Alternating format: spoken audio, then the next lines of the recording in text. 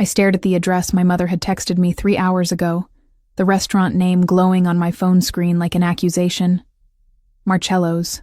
One of those Italian places in downtown Manhattan where the tablecloths cost more than my weekly grocery budget, and the waitstaff moved with the kind of silent efficiency that suggested they'd been trained at establishments far more exclusive than this. My family only chose places like this when they wanted to make a point, and tonight, I had a sinking feeling I knew exactly what that point would be. The hostess greeted me with a professional smile that didn't quite reach her eyes, the kind of expression that said she'd already sized up my simple burgundy dress and sensible flats and found them wanting. "Reservation name?" she asked, her tone polite but dismissive. "Harris," I said quietly, hating how small my voice sounded in this space. "I'm meeting my family." Her expression changed immediately, becoming warmer, more accommodating. "Of course, Miss Harris. They're already seated. Right this way, please." I followed her through the dining room, past tables occupied by couples celebrating anniversaries and business associates closing deals over expensive wine. The restaurant was beautiful in that understated way that screamed old money.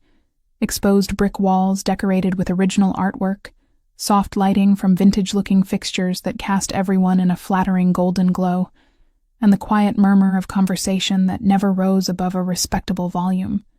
Jazz played softly through hidden speakers, something instrumental and melancholy that matched the knot forming in my stomach. My family sat at a large round table near the back, positioned perfectly so they could see the entire restaurant while maintaining a sense of privacy.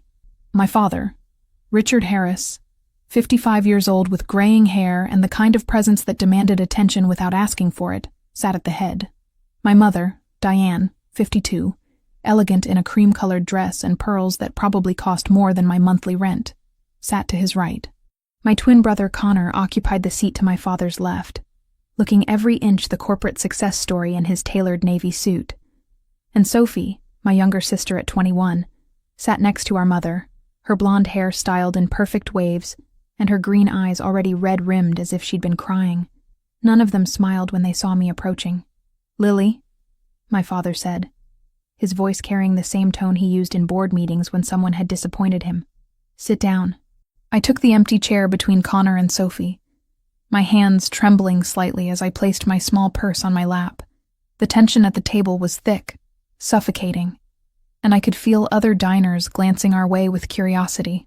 "I'm glad you could make it," my mother said, though her voice suggested the opposite. She reached for her wine glass, taking a long sip before setting it down with careful precision. "We weren't sure you'd have the courage to show your face." My stomach dropped. They knew. Somehow. They'd found out about the anonymous report I'd filed with the SEC 3 weeks ago after accidentally seeing documents at Connor's apartment that detailed financial irregularities in my father's real estate company. Shell corporations, offshore accounts, transactions that didn't add up. I'd spent days agonizing over what to do, knowing that reporting it would destroy my relationship with my family, but unable to ignore what I'd seen. "I don't know what you're talking about," I said, though the lie felt transparent even to my own ears. Connor laughed, the sound harsh and bitter. "Don't insult us, Lily. We got a visit from federal investigators yesterday. They had questions about some very specific accounts, transactions that only a handful of people knew about." He leaned forward, his blue eyes cold. "You were at my place 3 weeks ago. You used my bathroom. You would have walked right past my office, where I'd left those files on my desk. Connor, I didn't—" "Don't lie." My father's voice cut through the restaurant like a knife, loud enough that several nearby conversations stopped. He seemed to realize this, and lowered his volume. But the anger in his voice remained. "You went through your brother's private documents and then reported your own family to the government. Do you have any idea what you've done?" Tears burned behind my eyes, but I refused to let them fall. I saw illegal activity. What was I supposed to do? Just pretend I didn't see it? "Yes," my mother hissed, her elegant composure cracking. "You were supposed to keep your mouth shut and remember that family protects family. But you've always been selfish, haven't you? Always thinking you're better than us with your little library job and your moral superiority." Sophie reached across the table suddenly, her hand trembling as she pulled the silver necklace from around my neck, the one our mother had given me for my 21st birthday. The clasp broke, and she threw it onto the table between the breadbasket and the wine bottle.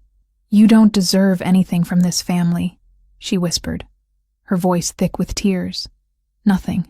I stared at the necklace lying there, the pendant catching the light, and felt something inside me crack.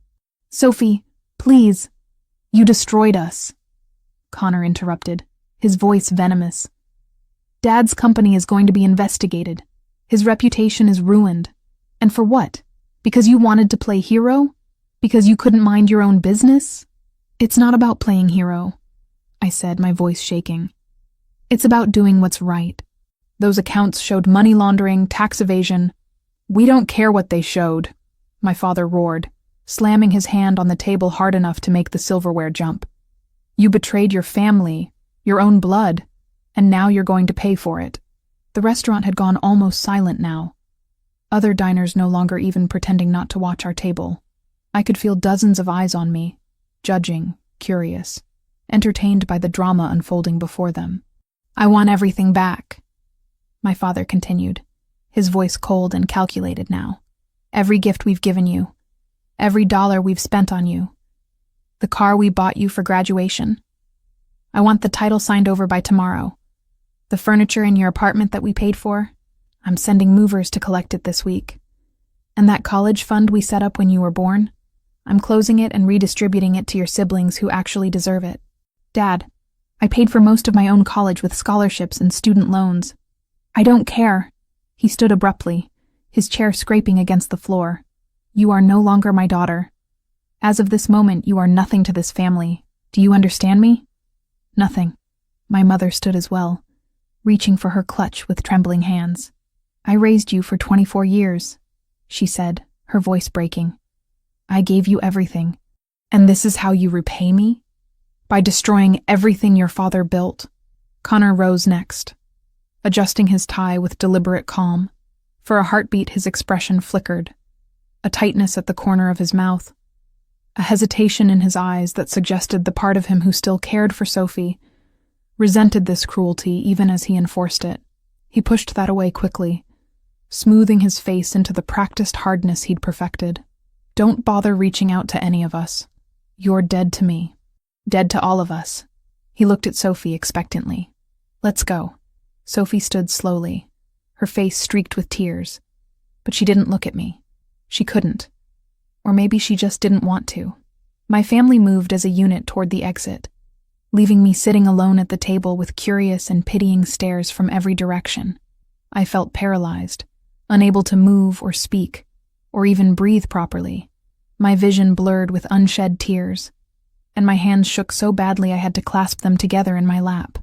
The waiter approached cautiously, clearly unsure how to handle the situation. "Miss, would you like—" "She's my family now." The voice came from behind me, deep and commanding, cutting through the ambient noise of the restaurant like a blade. I turned to see a man standing there, tall and imposing, with black hair and dark brown eyes that held an intensity I'd never encountered before.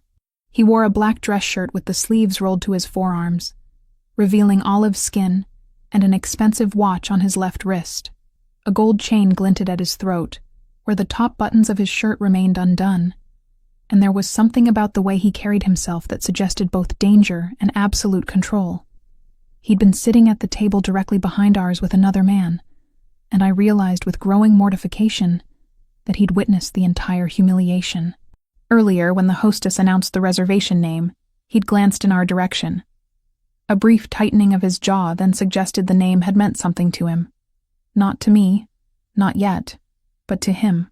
Whatever recognition that was, it turned into action in a few calm, efficient steps. "Leave," he said, not to me, but to my family, who had stopped near the exit and turned back at his interruption. His voice carried across the restaurant with quiet authority. "She's my family now. Leave." My father's face turned red. "Excuse me? Who the hell do you think you—" "I think you've said everything you needed to say," the man interrupted, his tone remaining calm, but somehow more threatening because of it. "And now you're going to leave this restaurant before you embarrass yourselves further, or before I make you leave." There was something in his posture, in the way his companion at the nearby table had also stood and was watching my family with cool assessment, that made my father hesitate. Connor grabbed his arm, leaning in to whisper something urgently. Whatever he said made my father's expression change from anger to something closer to fear. Without another word, my family left, the door closing behind them with a soft chime that felt absurdly cheerful given what had just happened. The man turned to me then, and up close I could see he was probably in his mid-30s, with a jawline that could cut glass and an expression that managed to be both hard and somehow gentle at the same time. "Come with me," he said, extending his hand. "Please." I stared at his hand, at the scars on his knuckles that suggested a history of violence, and felt a moment of pure confusion. Who was this stranger? Why had he intervened? What did he want from me? But then I looked around the restaurant, at all the people still watching me with various expressions of pity and fascination, and I realized I couldn't stay here. I couldn't sit at this table alone, surrounded by the wreckage of my family, while strangers whispered about what they'd just witnessed. I took his hand. His grip was firm but not painful, warm and steady in a way that made me feel anchored when everything else felt like it was spinning out of control.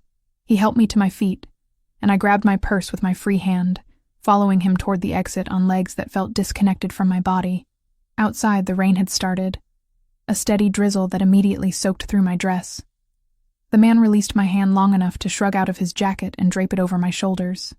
It smelled like expensive cologne, and something else. Something masculine and comforting that made my throat tight with emotion I didn't know how to process.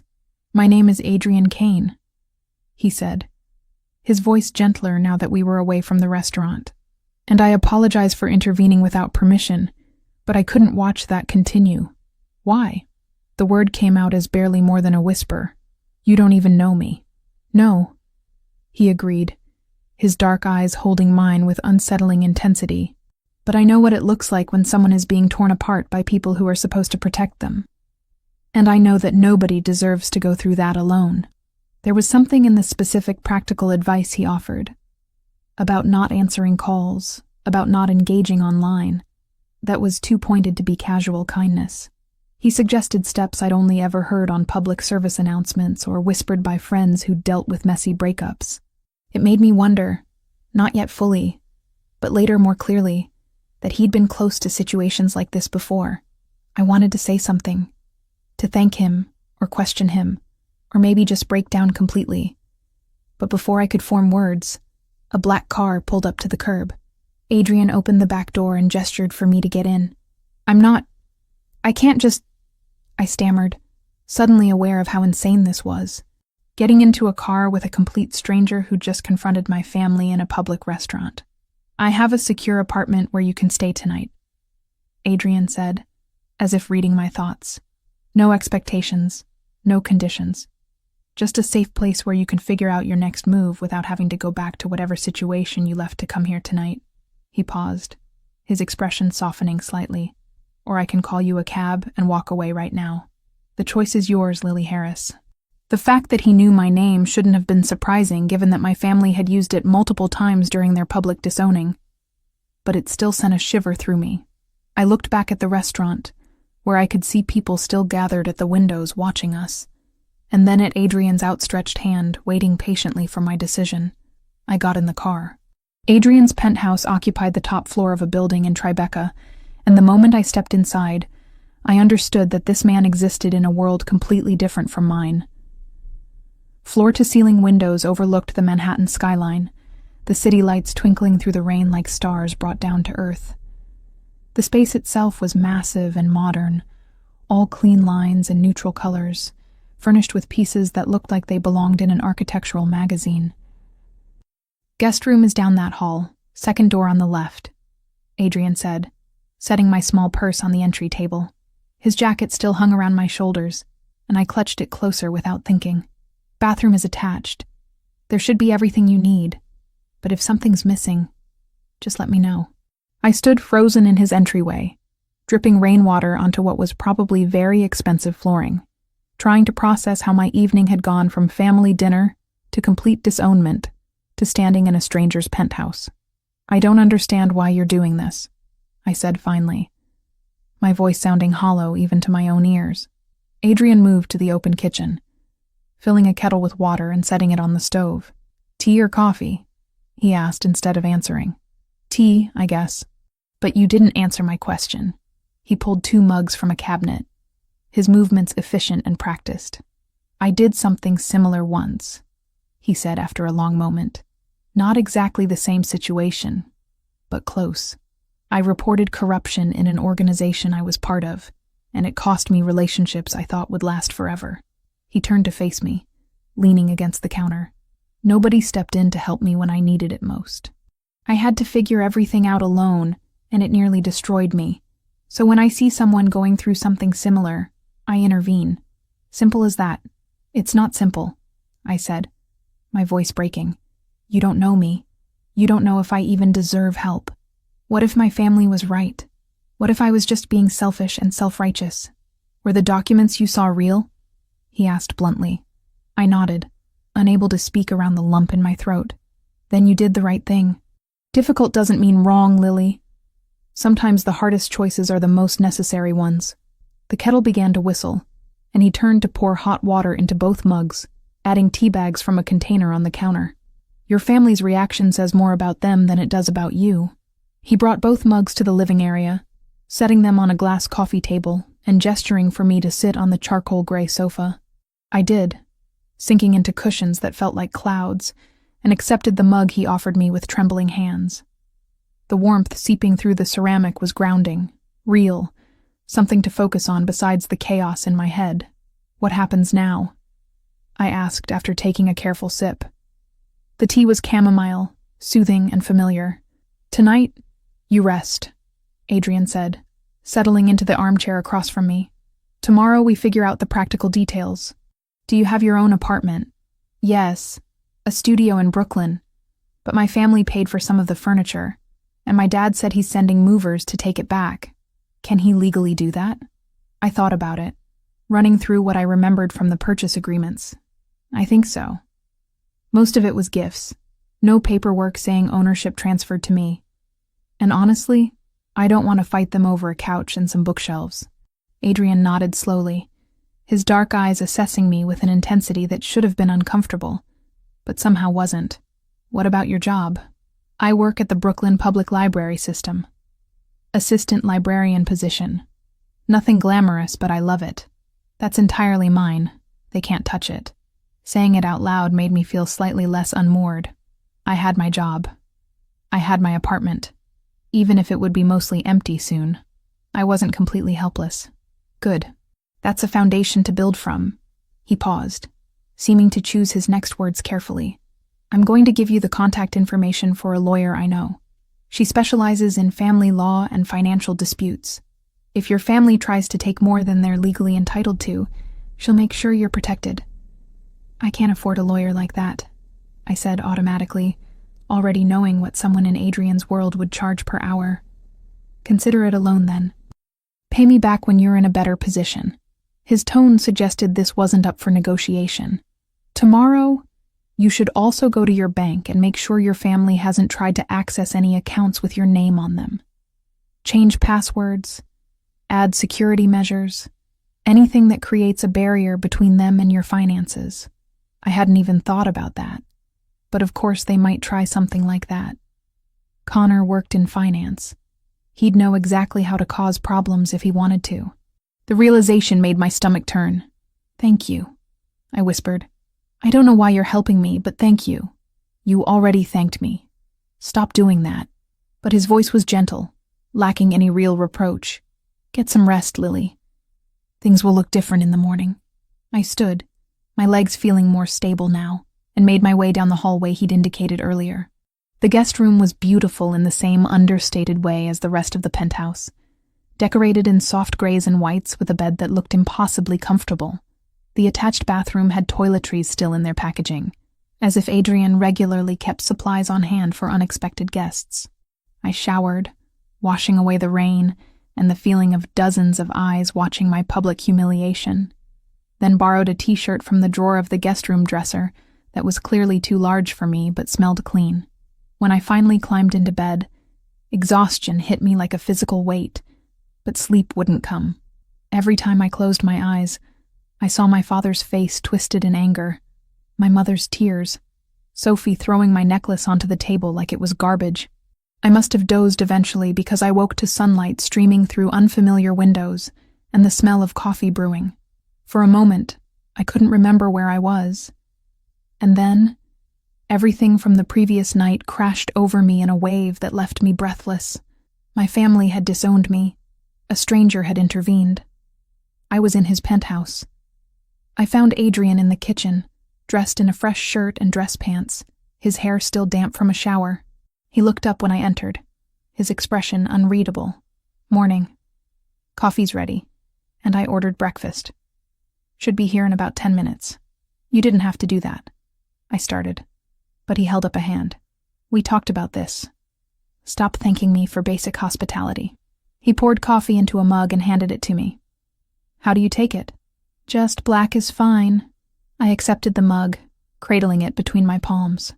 I should probably get to my apartment, start dealing with everything. "After breakfast," he said firmly. "And I'm coming with you. If your father is sending movers today, you shouldn't face that alone." I wanted to argue, to insist I could handle it myself. But the truth was, I didn't want to be alone. The thought of returning to my apartment and finding it stripped of furniture, of facing physical evidence that my family had cut me out of their lives, made me feel sick. Breakfast arrived shortly after, an absurd amount of food from what I recognized as an expensive cafe nearby. Bagels, fruit, pastries, enough to feed 5 people instead of 2. We ate at his dining table, and Adrian asked questions about my work at the library, about what I'd studied in college, about anything except my family. It felt like he was deliberately giving me a reprieve, a chance to remember I existed as something other than the daughter who'd been publicly rejected. I studied English literature, I found myself saying between bites of a blueberry muffin. Original plan was to become a teacher, but I fell in love with libraries during my practicum and shifted focus. There's something about being surrounded by stories, by all that knowledge and imagination just waiting for someone to discover it. Adrian listened with complete attention, the kind of focus that made me feel like what I was saying actually mattered. "What's your favorite part of the job?" he asked. "The kids section, honestly. Helping a 7-year-old find the perfect book. Watching their face light up when they realize reading can be an adventure, not just homework. That never gets old." I smiled despite everything, remembering a little girl last week who checked out 5 books about dinosaurs and promised to read them all by the weekend. "You're good at what you do," Adrian said. It wasn't a question. I try to be. I set down my coffee mug, studying him across the table. "What about you? What do you do that allows you to have a penthouse in Tribeca and help random strangers?" His expression shifted, becoming more guarded. "I own several businesses. Real estate, import-export, some investments. Nothing particularly exciting, but it pays well." There was something in the way he said it, some careful vagueness that suggested he was leaving out significant details. But I didn't push. He'd earned the right to his privacy by respecting mine. We took a cab to my apartment in Brooklyn, a 4th-floor walk-up in a building that had seen better decades. When we climbed the stairs and I unlocked my door, I found exactly what I'd feared. My living room stripped bare except for the bookshelf I'd bought myself from IKEA and the floor lamp I'd found at a thrift store. The couch was gone. The coffee table was gone. Even the throw pillows my mother had bought me last Christmas had been taken. I stood in the doorway, staring at the empty space, and felt tears burn behind my eyes. "They didn't waste any time," I said, my voice flat. Adrian moved past me into the apartment, his expression darkening as he took in the empty room. "Do you have a list of what was here? Photos, receipts, anything documenting what they took?" "Some photos on my phone, probably." "Why?" "Send them to the lawyer I mentioned. Even if they technically owned those items, the way they went about this might constitute harassment." He pulled out his phone, typing quickly.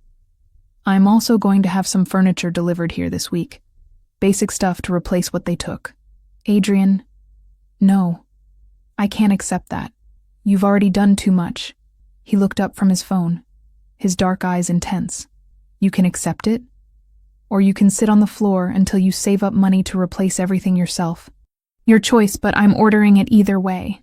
I wanted to argue, wanted to maintain some shred of pride and independence, but looking at my empty apartment, I couldn't find the energy.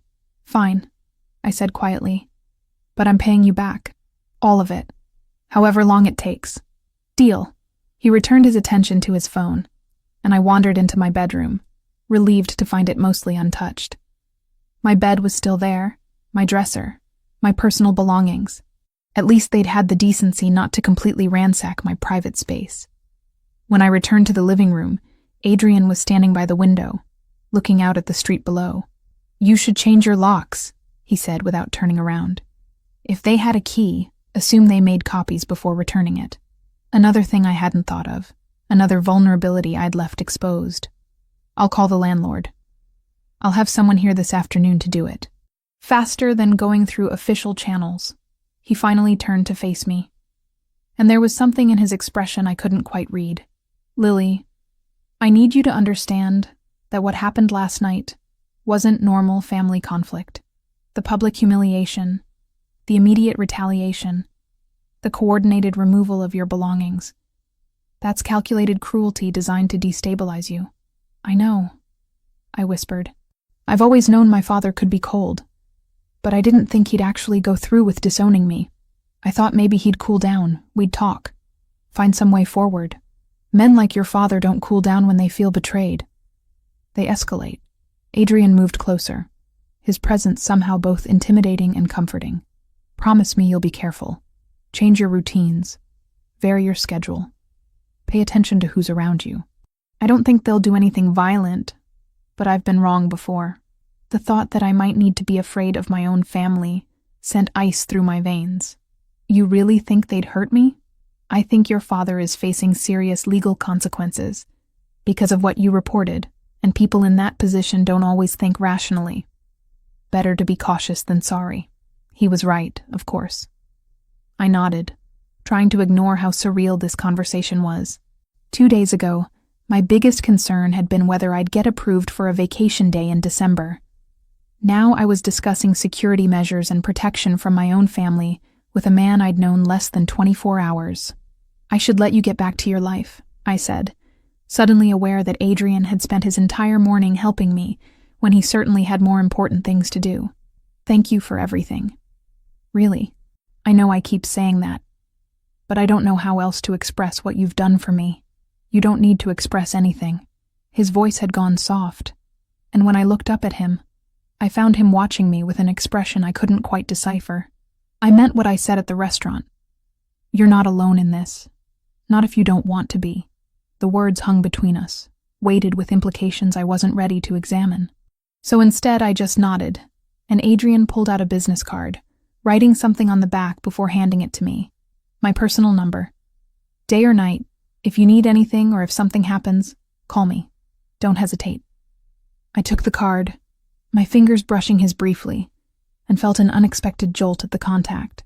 Up close, I could see flecks of gold in his dark brown eyes and a small scar near his left eyebrow. He was devastatingly attractive in a way that felt almost dangerous, and I realized I'd been so focused on survival that I hadn't let myself acknowledge that fact until now. "I will," I promised, pocketing the card. "And Adrian, why did you really help me?" The truth this time. He was quiet for a long moment, his gaze never leaving mine. "Because when I saw you sitting there, taking blow after blow from people who should have protected you, I saw someone with strength they didn't even know they had. And I wanted to make sure you got the chance to discover it." He stepped back, creating distance between us. "Locksmith will be here at 3.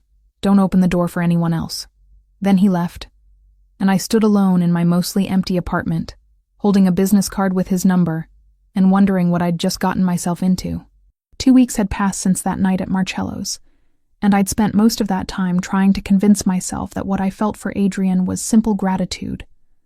Nothing more complicated than appreciation for a stranger who'd stepped in when I needed help most. But sitting across from Vanessa Reed, the sharp-eyed lawyer Adrian had connected me with, signing papers that would officially sever my legal ties to my family's finances, I couldn't stop thinking about him. "This should protect you from any further claims they might try to make," Vanessa said, sliding the final document across her desk for my signature. She was in her early 40s, dressed in a perfectly tailored black suit, and spoke with the kind of efficiency that suggested she didn't waste time on pleasantries. Your father's company is under investigation, but that's separate from your personal situation. You're clean, legally speaking. Thank you, I said, signing my name with hands that barely trembled anymore. 2 weeks ago, I'd been a mess. Now I was just tired. How much do I owe you? Adrian's handling it. She collected the papers, tapping them against her desk to align them. And before you argue, he was very specific that I shouldn't accept payment from you. I wanted to protest, to maintain some independence, but I'd learned that arguing with people in Adrian's orbit was generally futile. Fine, but I'm keeping track. Eventually, I'll pay him back for everything. Vanessa's expression softened slightly, the first crack in her professional demeanor. He doesn't expect that, you know. Adrian helps people because he can, not because he wants something in return. Everyone wants something, I said quietly. Not him. Not like you're thinking. She stood, extending her hand. You're all set, Miss Harris. If your family contacts you or tries anything else, call me immediately. As I left Vanessa's office, she added almost offhand, Your mother tried to reach the firm a few times. There's been some calling and asking questions. It seemed like someone in the house is worried, if that tells you anything. That detail lodged in my chest. If my mother had been trying to contact Vanessa, it suggested cracks I hadn't expected. Maybe they weren't monolithic in their hatred, or maybe guilt was a late visitor. Either way, it complicated the neat story I'd been telling myself about enemies and allies. My phone buzzed in my pocket, and I pulled it out to find a text from Adrian asking if I wanted to grab coffee. We'd fallen into this pattern over the past 2 weeks, meeting every few days for coffee or lunch, conversations that felt both comfortable and charged with something I didn't want to name. I texted back a yes and headed toward the cafe he'd suggested, a small place in the West Village that served overpriced lattes and had Wi-Fi slow enough to discourage people from camping out with laptops. When I arrived, Adrian was already there, sitting at a corner table with 2 cups in front of him. He'd somehow remembered that I took my coffee black, no sugar, and the fact that he'd noticed such a small detail made something warm bloom in my chest. How'd it go with Vanessa? He asked as I slid into the seat across from him. Everything's signed. I'm officially no longer financially connected to the Harris family empire. I took a sip of coffee, letting the bitter warmth ground me. Thank you for arranging that. And for paying for it, even though I told you not to. You're welcome. His dark eyes studied me with that intense focus I'd grown accustomed to. How are you feeling about it? Relieved, mostly. A little sad, which is stupid because they made their choice very clear. I wrapped both hands around the cup, staring down at the dark liquid. I keep thinking I should feel worse than I do. Shouldn't I be devastated?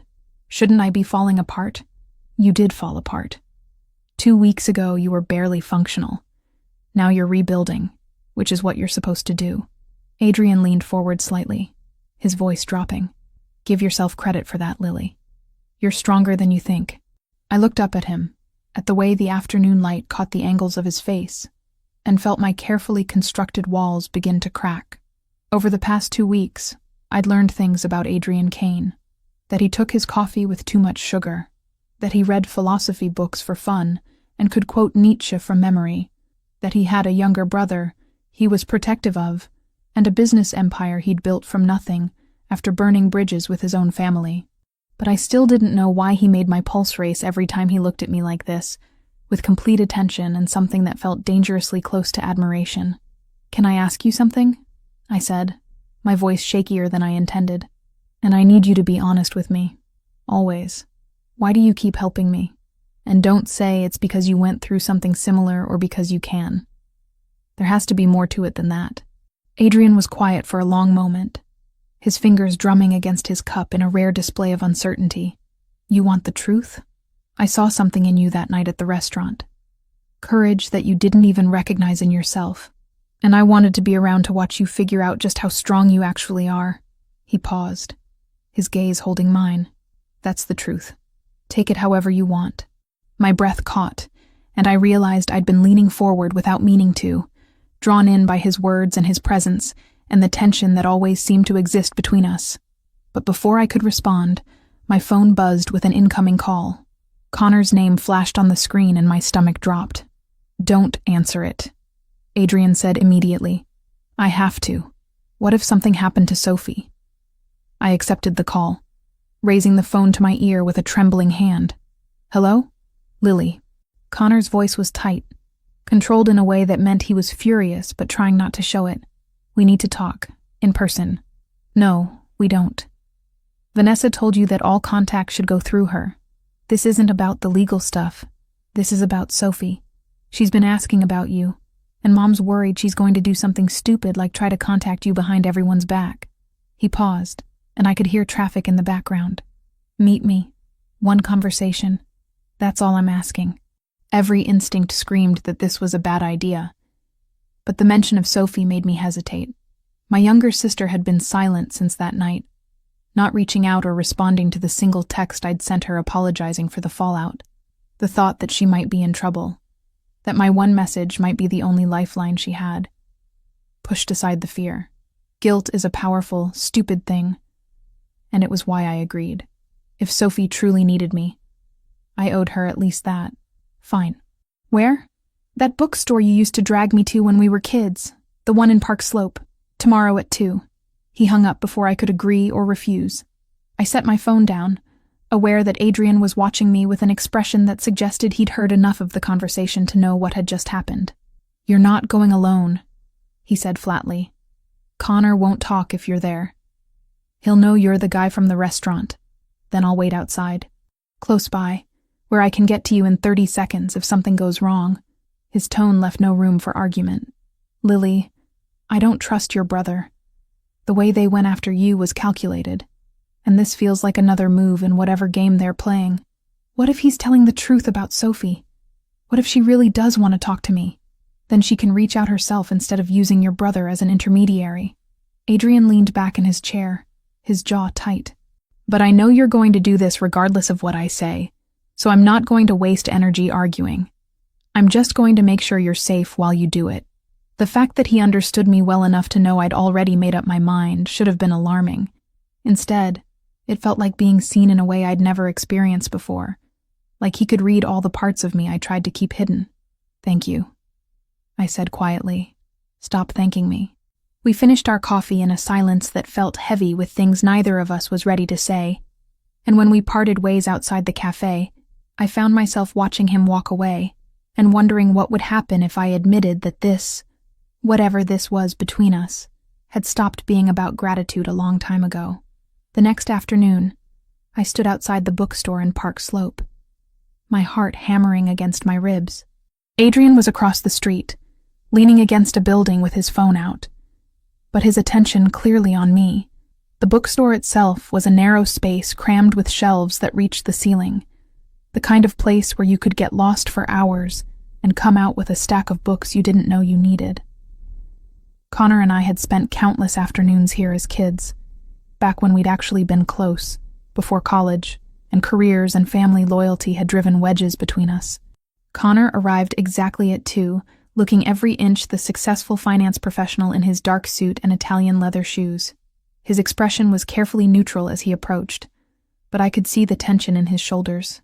"Thanks for coming," he said, gesturing toward the door. "Let's talk inside." We entered the bookstore, the familiar smell of old paper and coffee from the cafe in the back washing over me. Connor led us to a corner near the poetry section, where we were unlikely to be overheard. "Sophie's been a mess since that night," he said without preamble. "She cries constantly, barely eats. Mom's worried she's going to have some kind of breakdown. Then maybe you all shouldn't have forced her to participate in publicly humiliating me." I shot back, surprised by the anger in my own voice. "We didn't force her. She made her own choice. She's 21 and completely dependent on Mom and Dad for everything. What choice did she really have?" I crossed my arms, trying to create some barrier between us. "What do you want, Connor? Because I don't believe for a second that you asked me here out of concern for Sophie's mental health." His expression hardened. "Fine. You want me to be direct? Drop the investigation. Tell the SEC you made a mistake, that you misunderstood what you saw. Do whatever you have to do to make this go away. I stared at him, unable to believe what I was hearing. You want me to commit perjury and obstruction of justice. I want you to fix what you broke. Dad's company is hemorrhaging clients. The investigation is destroying his reputation. Our family is falling apart because you decided to play hero. Your family is falling apart because he committed crimes, I said, my voice rising despite my best efforts to stay calm. Multiple felonies, Connor. Money laundering, tax evasion, fraud. Did you really not know, or did you just not care? I knew enough. The admission hung between us like a grenade, but I also knew that staying quiet meant protecting the people I love. You chose strangers over family, and now you want to act like you're the victim. I am the victim. You all disowned me, took my belongings, cut me off completely because I did the right thing. You destroyed us because you thought you were morally superior. Connor stepped closer, his voice dropping to a harsh whisper. And now you're shacking up with some criminal who intervened at the restaurant because what? He felt sorry for you? You think Adrian Kane is helping you out of the goodness of his heart? The mention of Adrian's name made my blood run cold. What are you talking about? I looked into him after that night. Adrian Kane has connections to people our father does business with. Very dangerous people. He's not some white knight, Lily. He's using you to get information about Dad's operation. That's not true. But even as I said it, doubt crept in. How much did I really know about Adrian? He'd been vague about his businesses, careful about what he shared. What if Connor was right? What if this whole thing had been some elaborate setup? Isn't it? Think about it. Random stranger intervenes in a public confrontation, offers you a place to stay, pays for your lawyer, becomes your friend.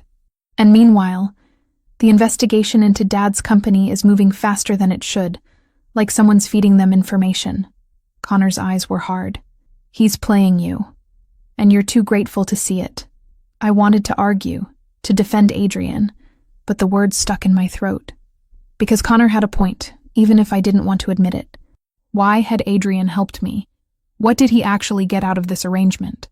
The answers I'd accepted before, about him seeing strength in me and wanting to help, suddenly felt naive and insufficient. I need to go, I said, backing away toward the door. Lily, wait. For the first time, Connor's voice carried something other than anger. I'm not trying to hurt you. I'm trying to protect you from making another mistake. That guy is dangerous, and if you keep trusting him, you're going to end up worse off than you already are. I didn't respond, just pushed through the door and out onto the street where Adrian was already moving toward me, his expression dark with concern. What happened? He asked immediately. Take me home, I said, my voice flat. My home, not yours. I saw the hurt flash across his face before he could hide it, but he just nodded and flagged down a cab. The ride to Brooklyn was silent, the tension between us thick and suffocating. When we pulled up to my building, I got out without looking at him, but his voice stopped me before I could close the door. Whatever he said to you, at least give me a chance to respond to it. I turned back, seeing him clearly for the first time in weeks. The expensive clothes, the controlled demeanor, the way he'd inserted himself into my life with such perfect timing. Who are you really, Adrian? And don't give me some vague answer about business investments. I want the truth. He was quiet for a long moment, his jaw working like he was debating how much to reveal. Finally, he said, "Come to my place tomorrow. I'll tell you everything, and then you can decide if you want me in your life or not. But not here. Not like this. Why not here? Because what I need to tell you isn't a conversation for a street corner in Brooklyn." His eyes held mine, and I saw something in them I hadn't seen before. Vulnerability, maybe. Or fear. Please, Lily, give me until tomorrow. I should have said no. Should have demanded answers right then. Should have protected myself from whatever revelation was coming. But instead, I found myself nodding, agreeing to meet him at his penthouse the next evening, and watching him drive away while wondering if I'd just made the biggest mistake of my life. Back in my apartment, surrounded by the furniture Adrian had bought to replace what my family had taken, I pulled out my phone and stared at his contact information. My finger hovered over the call button, but I couldn't make myself press it. Because part of me was terrified that Connor was right, that everything Adrian had done was part of some elaborate manipulation. And another part of me, the part I'd been trying to ignore for weeks, was terrified that even if it was true, I'd fallen for him anyway. I stood outside Adrian's building the next evening, my hand hovering over the buzzer for what felt like an eternity. The past 24 hours had been torture, my mind spinning through every interaction we'd had, searching for signs of manipulation I might have missed. But I'd also remembered the way he'd looked at me over coffee, the careful respect he'd shown when I needed space, the small gestures that felt too genuine to be calculated. Connor's words kept echoing in my head, but so did my own instincts. And I needed to know which one to trust. I pressed the buzzer. Adrian's voice came through immediately, as if he'd been waiting. "Come up." The elevator ride to the penthouse felt longer than usual, my reflection in the polished doors showing a woman who looked far more composed than she felt. When the doors opened directly into his apartment, Adrian was standing in the living area, dressed casually in dark jeans and a gray Henley that somehow made him look more dangerous than his usual tailored suits. His expression was guarded, careful, like he was preparing for a blow. "Thank you for coming," he said, gesturing toward the sofa. "Can I get you something to drink?" "Just water." My voice came out steadier than I felt. "And the truth. Connor said things yesterday that I can't ignore, and I need to know if any of it was real." Adrian poured 2 glasses of water from the kitchen, his movements deliberate and controlled. He brought them both to the coffee table and sat in the armchair across from me, the same position we'd occupied that first night. "What did he tell you? That you're connected to dangerous people? That you're using me to get information about my father's business? That everything you've done has been manipulation?" I met his gaze directly, refusing to look away. "Is any of that true?" "Some of it." His honesty hit me like a physical blow, even though part of me had been expecting it. "I do have connections that most people would consider dangerous. I've built my businesses in spaces that exist between legal and illegal, and I've made alliances with people your brother would definitely classify as criminals." My hands tightened around the water glass. "And the rest? I'm not using you for information about your father. I don't need to. I already know everything worth knowing about Richard Harris and his operation." Adrian leaned forward, his elbows on his knees, his dark eyes intense. "But I'd be lying if I said my decision to help you was entirely altruistic. When I saw what was happening at that restaurant, I recognized an opportunity. An opportunity for what? To do something right." His voice softened, losing some of its hard edge. "I told you I reported corruption once and lost everything because of it. What I didn't tell you is that I rebuilt my life by compromising every principle I'd once held. I made money through methods I'm not proud of. I formed relationships with people I would have arrested in my previous life. And somewhere along the way, I convinced myself that was just how the world worked." He stood abruptly, moving to the window overlooking the city. "Then I saw you, sitting at that table, taking punishment for doing exactly what I'd done years ago. And I thought, maybe this is a chance to remember what it felt like to believe doing the right thing mattered. Maybe helping you was a way to prove I hadn't completely lost myself." I processed his words, trying to separate manipulation from truth. "So you used me to feel better about yourself?" "At first, maybe. But Lily, somewhere between that night and now, it stopped being about redemption or opportunity or anything other than genuinely caring about what happens to you." He turned back to face me, and the vulnerability in his expression stole my breath. "I know that doesn't excuse the fact that I wasn't completely honest about my motivations, but everything I've done for you, every moment we've spent together, the way I feel when I'm around you, that's all real. How am I supposed to believe that? How do I know this isn't just another layer of manipulation?" "You don't. You can't." Adrian moved back toward me, stopping just before the coffee table that separated us. "I can give you evidence of my business dealings if you want transparency. I can introduce you to people who'll confirm that I have no interest in your father's operation. But ultimately, you're going to have to decide whether you trust me or not. And I'll understand if you can't." I stood, needing to move, to do something with the energy coursing through me. "Connor said you're dangerous. I am dangerous. I've hurt people who threatened me or mine. I've made decisions that keep me up at night. I exist in a world where violence is sometimes the only language people understand." He paused, his jaw tight, But I would never hurt you, Lily. That's the one thing I can promise with absolute certainty. I paced to the window. Looking out at the city lights blurring through sudden tears, I refused to let fall. I've been trying so hard to convince myself that what I feel for you is just gratitude. That once I got back on my feet and didn't need help anymore, these feelings would disappear.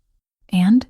His voice was closer now, and I turned to find him standing a few feet away, giving me space but clearly struggling with the distance. And I've been lying to myself, because what I feel isn't gratitude, Adrian. It's something I don't know how to handle, something that terrifies me because I barely know you and I've already lost everything once. The words came out in a rush, months of denial breaking through carefully constructed walls. But I can't keep pretending, and I can't keep wondering what would happen if I was brave enough to admit it. Admit what? He was right in front of me now, close enough that I could see the way his chest rose and fell with careful breaths, the tension in his shoulders, the heat in his dark eyes. That I'm falling for you. That I have been since the moment you stood up in that restaurant and made me feel like I mattered to someone. That even knowing you're dangerous and complicated and probably terrible for me, I still want this. I gestured between us, at the space that felt electric with possibility. Whatever this is.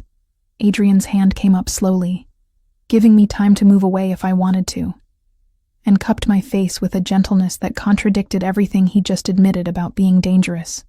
I need you to understand something.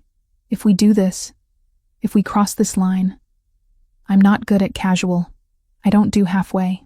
When I care about someone, I'm all in, and that comes with complications you might not want.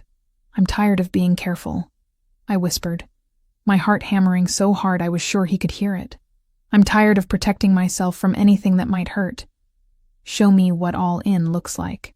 I knew, in a small, deliberate corner of my mind, the practical costs of choosing a man like Adrian. The scrutiny, the danger, the people who lingered at the edges of his life. Choosing him was not naive. It was a decision to accept risk because the alternative was a life spent shrinking. That clarity steadied me as much as his hands did. He kissed me then, and it was nothing like I'd imagined during all those nights lying awake thinking about him. It wasn't gentle or tentative. It was consuming, desperate, like he'd been holding back for months instead of weeks and couldn't manage it anymore. His other hand slid into my hair, angling my head to deepen the kiss, and I pressed closer, my fingers gripping his shirt like I might fall if I let go. When we finally broke apart, both breathing hard, his forehead rested against mine. I've wanted to do that since the first night, he admitted, his voice rough. When you fell asleep in the guest room and I checked on you before leaving, you looked so exhausted and vulnerable and brave that I had to physically stop myself from waking you up just to tell you everything would be okay. Why didn't you? Kiss me before now, I mean. Because you needed time to heal, to figure out who you were without your family defining you, and because I was terrified that if I pushed too soon, you'd realize you deserved better than someone like me and walk away. His thumb traced my cheekbone, his touch reverent. I still think you deserve better, but I'm too selfish to let you go without a fight. I pulled him back down for another kiss, softer this time, but no less intense, and felt something inside me settle into place. This was right, whatever complications came with it. Adrian was right. The safety I'd been craving wasn't in avoiding risk. It was in choosing who to take risks with. We moved to the sofa, sitting close enough that our legs touched, and Adrian kept one hand tangled with mine like he needed the physical connection to believe this was real. So what happens now? I asked, my head resting on his shoulder. Now I tell you everything. No more half-truths or omissions. He was quiet for a moment, gathering his thoughts. I used to work for the FBI, Financial Crimes Division.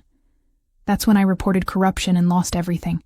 My partner was taking bribes from the same people we were investigating, and when I reported it, I became a target. They forced me out, destroyed my reputation, made sure I couldn't work in law enforcement anywhere. So you became what you'd been fighting against? More or less. I had skills and connections and no moral authority left to stand on. Building a business empire in the gray areas was easy when I already knew how the criminals operated. His voice was matter of fact, no self-pity. But I've never forgotten what it felt like to do the right thing and pay for it. When I saw you going through something similar, I couldn't walk away. And your connections to my father's business? I know the people he launders money for. I've done business with some of them, but I'm not involved in his operation, and I haven't shared anything about you with anyone. Your brother was fishing, trying to scare you away from me. Adrian's hand tightened on mine. The truth is, most people in my world see me as unpredictable, because I still have lines I won't cross. Helping you was crossing a different kind of line, one that made me vulnerable in ways I'd been avoiding for years. I lifted my head to look at him. What kind of line?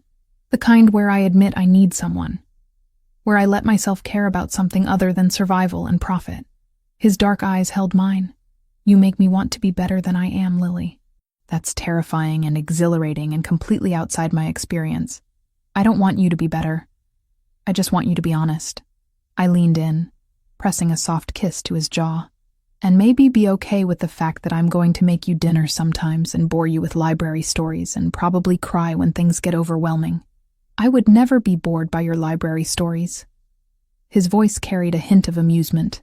And I'm excellent at handling overwhelming situations. It's kind of my specialty. We talked through the night, trading histories and secrets and careful promises about what we wanted this relationship to look like. Adrian told me about his younger brother Ethan, who ran a legitimate nonprofit and pretended not to know where the funding came from. I told him about my childhood with Connor and Sophie, about the moments when we'd been close before family loyalty and moral compromises had driven us apart. Somewhere around 3 a.m, I fell asleep on his sofa with my head in his lap, and when I woke a few hours later, he was still there, one hand resting protectively on my shoulder while he read something on his phone with the other. The early morning light filtering through the windows caught the angles of his face, and I had the sudden certainty that this was what I'd been looking for without knowing it. Not safety in the traditional sense, but someone who saw all my broken pieces and sharp edges and wanted me anyway. Morning, he said softly, noticing I was awake. Sleep okay? Better than I have in months. I sat up, stretching muscles that protested being confined to a sofa all night. What time is it? Almost 7. I need to head to a meeting in an hour, but I can cancel if you want company today. Don't cancel. I should probably get to work anyway. The library felt like a lifetime ago, but I'd been picking up shifts again, slowly rebuilding my routine. But Adrian, can we do this again? The talking and the honesty and maybe more of the kissing part? His grin was genuine, transforming his usually serious face into something younger and lighter. I think that can be arranged. He pulled me close, pressing a kiss to my forehead. And Lily, thank you for giving me a chance after everything. I know it wasn't easy. It was terrifying, I admitted, but the good things usually are. I left his penthouse that morning feeling lighter than I had in weeks, like a weight I hadn't known I was carrying had finally lifted. Connor had been wrong about Adrian's motivations, or at least wrong about what mattered. Yes, Adrian was dangerous and complicated, and came with a history I was still trying to fully understand. But he was also honest now, genuinely caring, and somehow exactly what I needed, even though he was nothing like what I'd thought I wanted. My phone buzzed as I walked toward the subway, and I pulled it out to find a text from an unknown number. When I opened it, my breath caught. It was from Sophie, my younger sister, the first contact she'd made since that night at Marcello's. The message was simple. Can we talk? Just us. I'm sorry for everything. Please. I stared at the text for a long moment, then typed back a response. Coffee tomorrow? I'll send you a place. Her reply came immediately. Yes, thank you. Walking down into the subway station, I realized something fundamental had shifted. I was no longer the woman who'd sat at that table taking blow after blow from her family without fighting back. I was someone who'd survived, who'd found unexpected love in the aftermath of loss, and who was finally ready to start deciding what her life would look like going forward. And whatever came next, I knew I wouldn't be facing it alone. 6 months had passed since that morning when Sophie first reached out, and my life had transformed in ways I never could have anticipated. The coffee meeting with my younger sister had been painful and healing in equal measure, full of tears and apologies and careful conversations about rebuilding what our family had broken. She'd moved out of our parents' house 3 months ago, finally finding the courage to stand on her own, And now we met for brunch every Sunday at a small cafe in the East Village that made the best pancakes in Manhattan. My relationship with Adrian had deepened into something solid and real, the kind of partnership I'd never known was possible. He'd kept his promise about honesty, showing me both the legitimate and questionable aspects of his business empire, trusting me with information that could destroy him if I chose to use it. I'd chosen instead to love him, complications and all, and discovered that the right person made even dangerous choices feel worthwhile. The library had promoted me to a senior position, recognizing the organizational skills I'd developed while rebuilding my entire life from scratch. I'd found an apartment I actually loved, a one-bedroom in Carroll Gardens with exposed brick and windows that let in morning light, paid for entirely with my own money. Financial independence had never felt so sweet, but today was special for reasons that had nothing to do with career advancement or personal growth. Today marked exactly 1 year since that dinner at Marcello's, and Adrian had insisted on taking me somewhere he promised would be meaningful. When the car pulled up to the restaurant where everything had started, my stomach dropped. "Adrian, I don't think—" "Trust me," he said gently, helping me out of the car. "I know it seems cruel, but there's a reason we're here." The hostess recognized us immediately, though whether from that night or from Adrian's obvious wealth, I couldn't tell. She led us through the dining room to a table near the back, and I realized with a jolt that it was the same table where my family had sat a year ago, the same spot where my life had fallen apart, and somehow, impossibly, begun again. "Why here?" I asked as we sat down, my hands trembling slightly despite my best efforts to stay calm. "Why bring me back to this place?" "Because you need to see how far you've come." Adrian reached across the table, taking my hand in his. "A year ago, you sat at this table and let people who were supposed to love you tear you apart. You believed you deserved it, that maybe you'd made a terrible mistake by doing the right thing. I remember." My voice was barely above a whisper. "And now look at you. You've built a life on your own terms. You've reconnected with your sister. You've succeeded at your job and found happiness despite everything they tried to take from you." His dark eyes held mine with that intensity I'd grown to crave. "This place doesn't have power over you anymore, Lily. You took what happened here and transformed it into strength." Tears burned behind my eyes, but they weren't sad tears. He was right. Sitting here now, with Adrian across from me and a year of growth behind me, I felt nothing but pride for the woman I'd become. The scared, broken person who'd accepted her family's judgment was gone, replaced by someone who knew her own worth. "Thank you," I said quietly, "for seeing that when I couldn't see it myself." The waiter appeared with menus, and we ordered wine and pasta, falling into the comfortable conversation that had become our normal. Adrian told me about a real estate deal he'd closed that morning, one that was completely legitimate, and made him smile with genuine satisfaction. I shared a story about a teenager at the library who'd asked for help finding books about strong female characters, and left with an armful of recommendations. We were halfway through our meal when I noticed movement near the entrance, and my breath caught. My mother stood there in an elegant black dress, her expression uncertain as she scanned the restaurant. When her eyes landed on our table, she hesitated, and I saw something I'd never expected to see on Diane Harris's face. Shame. "Did you know she'd be here?" I asked Adrian, my voice tight. "No. I swear I didn't." His hand found mine across the table, grounding me. "Do you want to leave?" I watched my mother approach slowly, her usual confidence replaced by something tentative and almost fragile. Part of me wanted to run, to avoid whatever confrontation was coming. But another part, the stronger part I'd spent a year building, wanted to face this head-on. "Stay," I told Adrian. "Whatever happens, I want you here." My mother reached our table, her hands clutched around her purse like a lifeline. "Lily," she said, her voice shaking. "I didn't know you'd be here. I've been coming every week, hoping I might see you, that I might get a chance to talk." "Talk about what?" I kept my voice level, refusing to give her the satisfaction of seeing how much her presence affected me. "About how wrong I was. About how sorry I am." She glanced at Adrian, clearly recognizing him from that night. "May I sit for just a moment, please?" I looked at Adrian, who gave a slight nod, leaving the decision to me. 5 minutes. I said, and only because I'm curious what you think you can possibly say that would make any difference. My mother pulled out a chair from a nearby empty table, sitting on the edge like she might need to flee at any moment. Your father was convicted 3 months ago. He's serving a 15-year sentence at a federal prison upstate.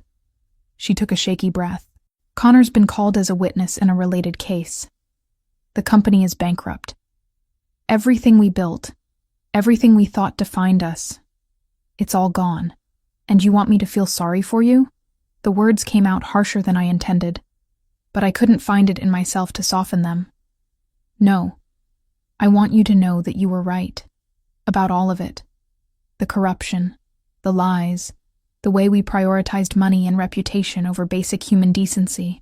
Tears slipped down her cheeks, ruining her perfect makeup. I want you to know that I wake up every morning regretting what I said to you that night. How I threw away my relationship with my daughter, because I was too proud and too afraid to admit that your father had built our entire life on criminal activity. I stared at her, this woman who'd raised me and then disowned me, and felt nothing but exhausted pity. Why are you telling me this now? Because Sophie talks about you constantly. About your brunches and your conversations and how you've helped her find her own apartment and independence. And I realize that you're building a real family, the kind based on honesty and support, while I'm sitting alone in a house I can barely afford, wondering where everything went wrong. She reached across the table like she might touch my hand, then thought better of it. I'm not asking for forgiveness. I know I don't deserve that. I just needed you to know that I see now what I couldn't see then. You were brave, and I was a coward. Adrian's hand squeezed mine under the table, a silent reminder that I didn't have to respond with anything other than honesty. I took a moment to gather my thoughts, looking at this woman who'd once had so much power over me, and realizing she had none anymore. I forgive you, I said finally, and watched shock flash across her face.